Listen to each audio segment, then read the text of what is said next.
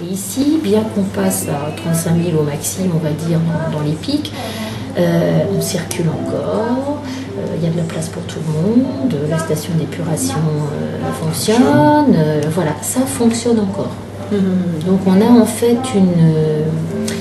une capacité d'accueil qu'on assume, qu'on digère, et une population qu'on arrive à gérer.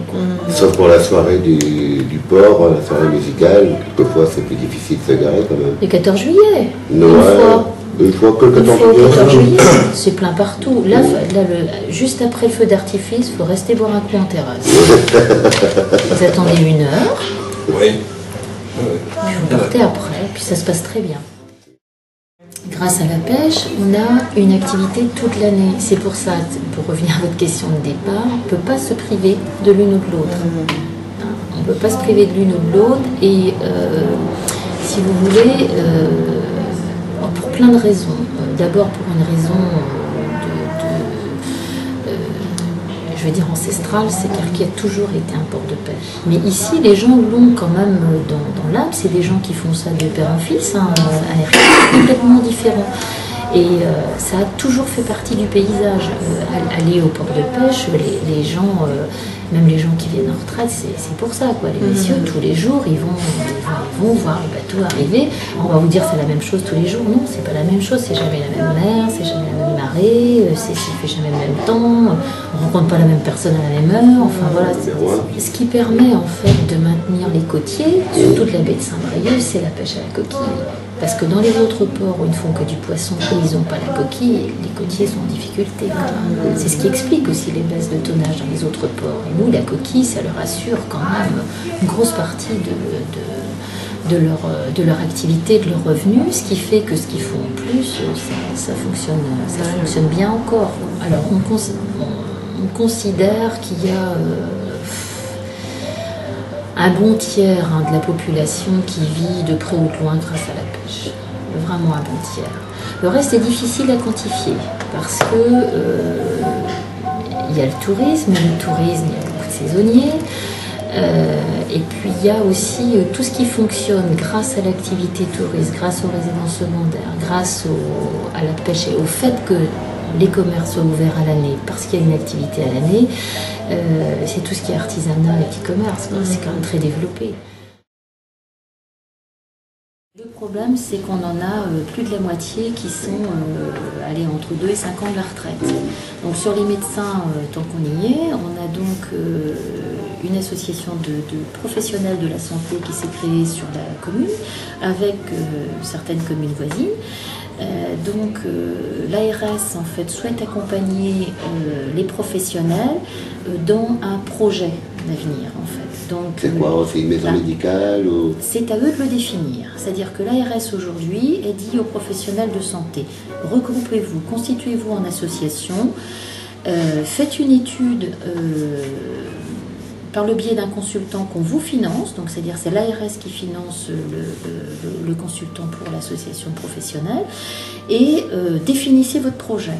Et ensuite, vous irez voir les élus, voilà, pour voir. Donc moi, je leur ai donné carte blanche, c'est-à-dire que on avait ça dans nos programmes, mais toutes les communes ont ça dans leur programme, de faire venir, de pérenniser le corps médical, que ce soit infirmiers, médecins, kinés et autres professionnels de santé.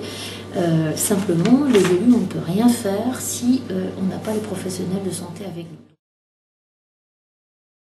On souhaite toujours ne pas parler que de l'éolien offshore et en dissociant la pêche ou en dissociant d'autres problématiques. C'est un tout, c'est une même mer. Et puis quand on regarde bien les cartes, à l'époque où on était là, on avait la zone qui avait été prédéfinie par l'État qui venait jouxter en fait la zone Natura 2000 en mer. Donc c'est un peu ça la problématique. Donc moi je trouve que on a bien travaillé et surtout le comité local des pêches de Saint-Brieuc à l'époque, bon, aujourd'hui c'est un comité départemental, mais le comité local des pêches de Saint-Brieuc a très bien travaillé avec le comité régional, en fait parce que on a rencontré les 3 consortiums avant que le projet soit vraiment, avant que le consortium soit défini, et tous en fait ont accepter un recul par rapport à cette zone proche des zones de pêche. Ça, c'est un premier pas. Bon, ensuite, vous savez bien, le deuxième pas qui nous concerne, c'est vrai, c'est d'avoir quand même ce parc devant nous. On n'a jamais été effectivement sur le cheval de bataille de dire c'est l'impact visuel qui nous embête. Ça a toujours été vraiment, première chose, sauvegarder la pêche. Bon, une fois qu'on a dit ça, on a quand même ces petits bâtons d'allumettes qui vont au-dessus de notre cap et puis avec des petits bouts rouges qui vont s'allumer, clignoter, clic-clic. Il y aura la maintenance en fait sur le territoire. Bon, force est de constater que l'ensemble des consortiums était quand même très privilégiait très fortement le site de Saint-Quay-Portrieux par rapport au port en eau profonde. Ça, on peut le comprendre. Sauf que ce qu'on se dit quand même, c'est que notre port, certes, n'est pas en eau profonde, mais quand on discute avec les pêcheurs, on en a notamment un qui est élu à la communauté de communes et qui est venu discuter avec nous, avec les consortiums, et nous dit c'est 4 jours par an qu'il n'y a pas d'eau au bout du quai, du nouveau quai du port d'Erquy. Alors bien sûr, on ne sort pas tout le temps, mais s'il faut attendre 2 heures pour sortir, c'est pas non plus la mer à boire. S'ils mettent 2 heures à venir d'un autre lieu, expliquez-moi l'intérêt. Le coût du gasoil, les marins, les gens qu'on embarque pour la maintenance ne sont pas des marins. Pas oublier ça non plus, pas mal qui vont se taper le mal de mer, voilà. Donc nous, de toute façon, comme d'habitude, on ira jusqu'au bout, toujours dans la discussion, parce que je pense qu'on a intérêt de travailler là-dessus, mais fondamentalement, je pense que le développement de la côte de Penthièvre, de toute façon, économiquement, ne se fera de manière pérenne que par rapport à l'environnement maritime. C'est clair et c'est net. On ne fera pas venir à Erquy ou à Ploneuf ou à Saint-Alban une usine. C'est évident. Donc toutes les petites entreprises qui se montent, c'est grâce au tourisme, grâce effectivement à la population locale et à l'attrait touristique. Donc si on n'a pas au niveau économique donc la pêche qui se conforte, elle reste au moins à ce qu'elle est aujourd'hui. Et là, il y a quand même un challenge. C'est 80-100 emplois dont on nous parle, c'est pas rien. Pour la maintenance. Et une fois que la maintenance se met sur un site, il y a quand même un certain nombre d'autres entreprises qui viennent se greffer. Que ça, personne ne quantifie. Les sous-traitants. Donc, si vous voulez, on n'est pas en bord de 4 voies.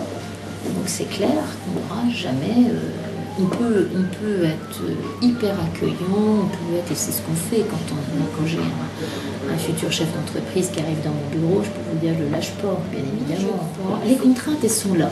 De toute façon, les contraintes, elles existent. On a les Natura 2000, on est sans arrêt obligé de prouver que l'on ne perturbe pas l'écosystème, que nos activités, en fait, ne perturbent pas l'écosystème, les paysages. Donc ça, de toute façon, les contraintes, les lois, elles sont là. Après, on a besoin de s'organiser pour justement arriver à gérer correctement les choses.